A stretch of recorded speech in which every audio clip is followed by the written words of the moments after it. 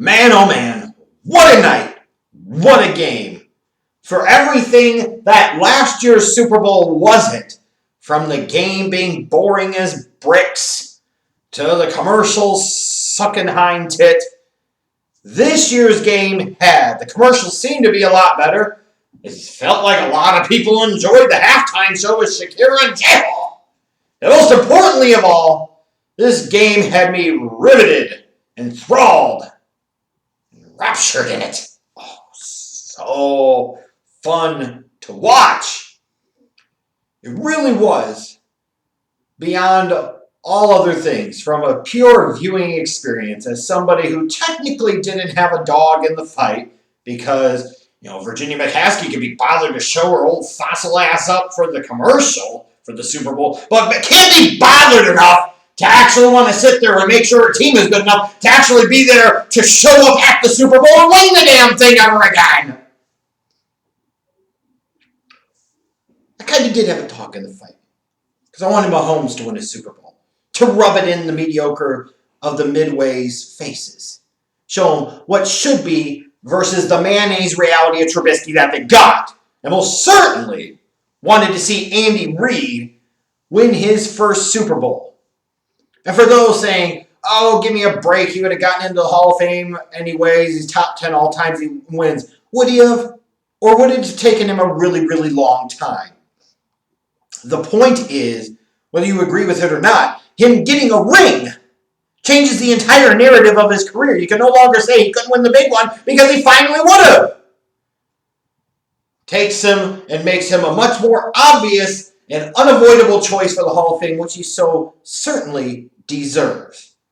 It's bad enough the Bears didn't want Mahomes because they have all that talent. They wanted mayonnaise at quarterback.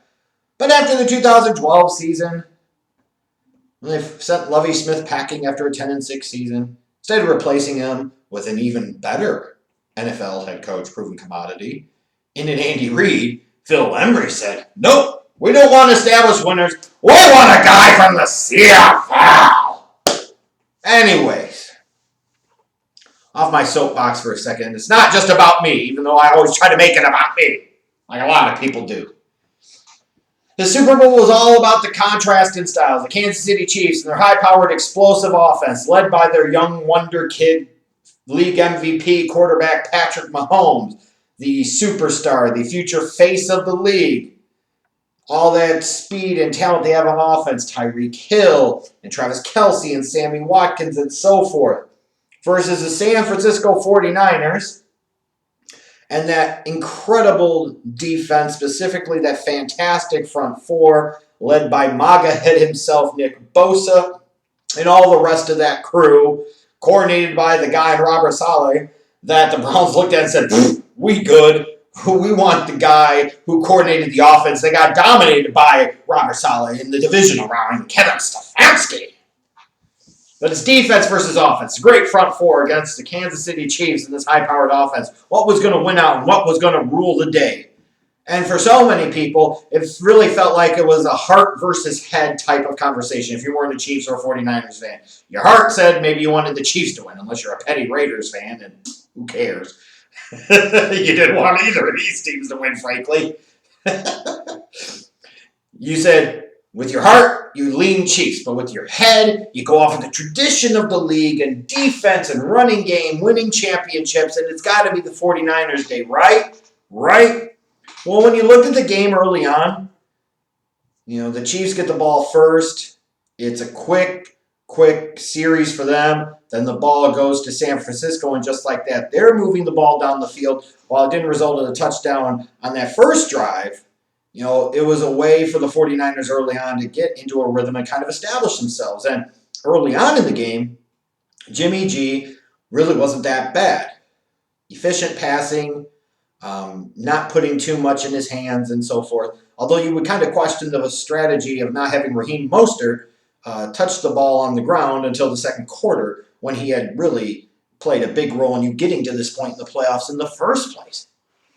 But, eventually the Chiefs responded, and you kind of go back and forth, and all of a sudden you turn around. It was crazy, too. When the Chiefs on that initial drive, they have a quick 3-and-out, and they punt. Richie James muffs it, but recovers it. Imagine how the whole landscape of this game could have potentially changed off of that one muff. But instead, it did it, and the 49ers marched their butts right down the field. And just looking at it, you say, man, what could have been? But anyways, as you go along, and it was kind of obvious early on that Patrick Mahomes wasn't having a great night, and he wasn't having his best game. And even though you got to the point where it was 10-10, close to the end of the first half, you're kind of wondering a little bit. Now, they got a bit of a break when George Kittle got called for the offensive pass interference on the big bomb that Jimmy G threw to him late in the first half. You can look at the clock management by Kyle Shanahan and say, what the hell are you doing? But nonetheless, he wanted out Andy Reid apparently. But you get to halftime, and it's 10-10. And even with it being 10-10, tied ball game, you look at it and you say, Jimmy G hasn't face planted. Patrick Mahomes is not playing all that well. The 49ers defense, especially that front four, is getting after Mahomes and clearly disrupting his rhythm a little bit. You felt like with the 49ers having the ball first coming out of the second half, that they had all of the momentum. And that certainly is the way the third quarter played out. Because Mahomes was struggling, throwing picks and all that. And all of a sudden you turn around and the 49ers are up 20-10 heading into the fourth quarter. And whereas you're looking at it and saying, man, with this Kansas City Chiefs team, you can't count them out. But you really, really, really have to put in some work that hasn't been there all game in order to put up 2 touchdowns on this 49ers defense in the fourth quarter. What the hell? Apparently that early domination of time of possession and ball control that the Chiefs had over the 49ers came into effect because they ended up scoring 3 touchdowns on the 49ers in the fourth quarter. 21 unanswered. It was crazy. Just unbelievable. And to me, if anything else, it speaks to Patrick Mahomes, who should not have been the game's most valuable player, by the way. To me, that should have been Damian Williams. He was the guy. He was the X factor. He was the difference maker for them. But credit to Mahomes. Sometimes the sign of a true superstar is to make things happen when you're not at your best. You find a way to make it happen. You find a way to rally. You find a way to come back. You find a way to win the game. And that is exactly what happened here. Like the big play, as you get into the fourth quarter, the big play was on the 3rd and 15. Mahomes throwing that big bomb to Tyreek Hill. Like, how does that happen? Now, Darrelle Revis might say, well, that's because Richard Sherman actually had to cover somebody. Well, but seriously, though, that speed of the Chiefs' skill players, even though they were frustrating me at times with their lack of ability to catch the football, especially Tyreek Hill had a couple of passes that he should have caught that he ultimately did not. But it's the fact of that speed makes a difference. Even when they're getting too cute and they're not just plowing ahead for the first down. It's moments like this where you realize just how important speed can be. Because Tyreek Hill was wide freaking open down the hill on that 3rd and 15. And that was the moment that the entire scope and landscape of this game changed dramatically. The Chiefs go in for a touchdown. Then they have a quick stop of the 49ers on defense, get the ball back, and they are marching right back down the field. And after all of this and the way the game had played out over the first 3 quarters, where you're saying, it feels like it could be the 49ers' night, you turn around with a few minutes left to go in the fourth quarter.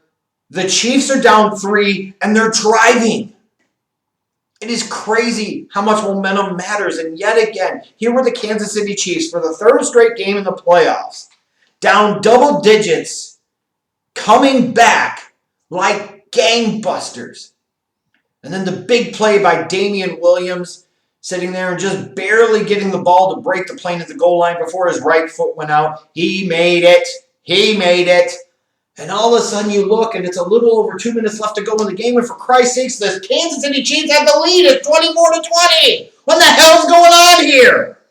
And even then you sit there and say to yourself, man, This is drama. It's a one-score game. 49ers have their timeouts. Little under 3 minutes to go. Got to go 85 yards short, but still plenty of time. Having flashbacks to a Joe Montana. Could it be Jimmy G's time? Could it be Jimmy G's moment? I can barely get through this with a straight face.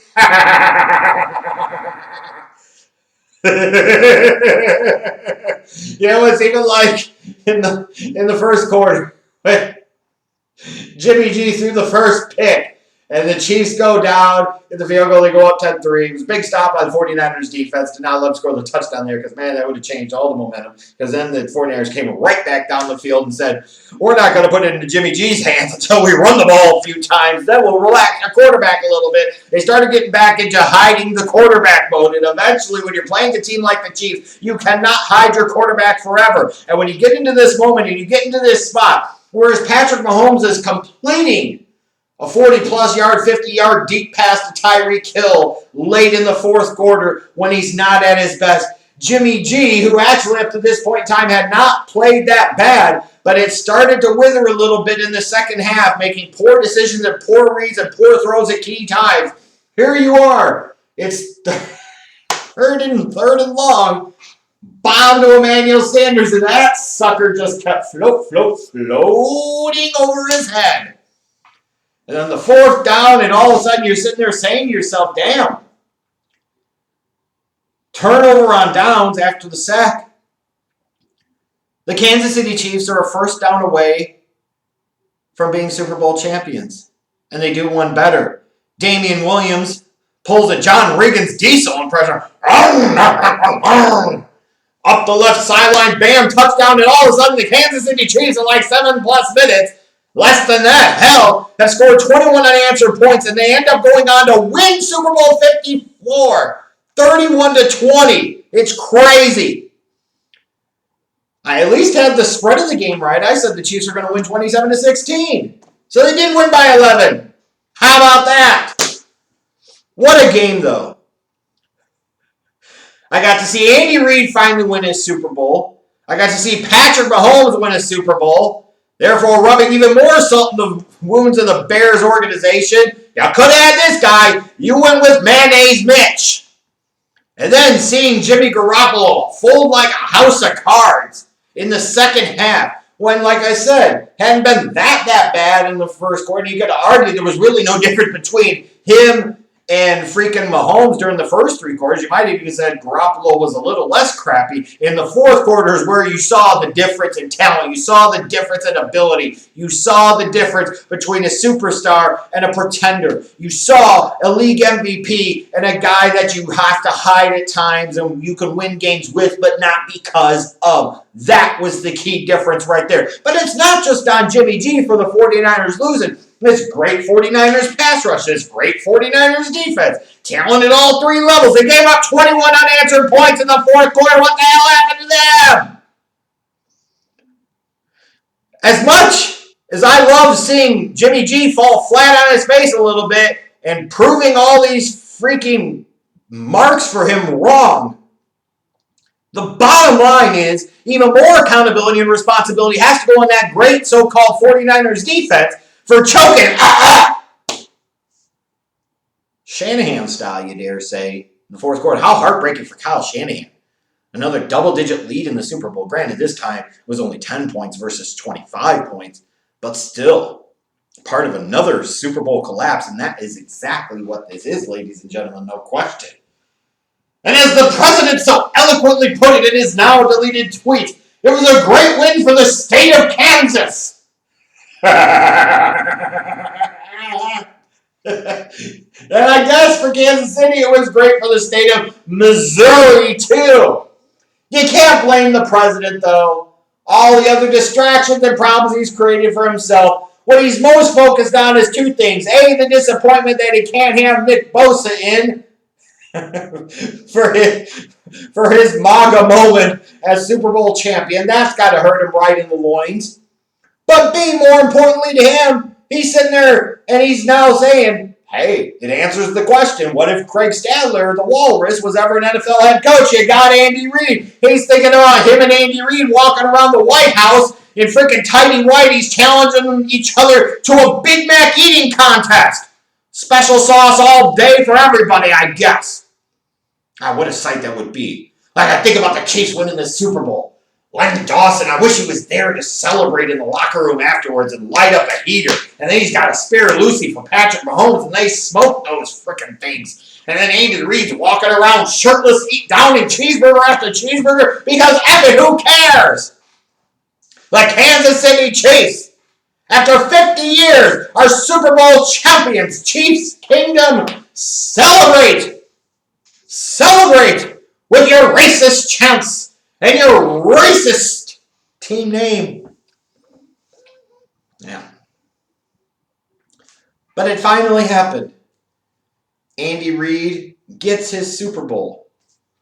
The 49ers are left to think about what could have and perhaps should have, but ultimately didn't end up happening. This was a lot of fun. I enjoyed watching this Super Bowl, in part because I thought the Chiefs were going to win, picked them to win, in part because Andy Reid gets his title, and Patrick Mahomes, that doesn't feel good as a matter of fact, because that should have been Chicago. That should have been the Bears. But it's so often the case. It never is. Just fantasies about the woulda, coulda, shouldas, and not the reality of what is. Congratulations, though, 49ers fans, in all seriousness, all joking aside, on a great season. Your team should be good again next year. But you will have some questions, I'm sure, this offseason. Disappointing and heartbreaking way to end the year. I know that. But honestly, get over it. You got 5 other Super Bowl titles to celebrate. I'm just saying. And as far as Kansas City Chiefs fans, it's been 50 years in the making. Live it up! Eat some freaking KC barbecue. Burn the town down. Figuratively. Hopefully not literally. And celebrate. Because Chiefs Kingdom, your Kansas City Chiefs, are Super Bowl champions.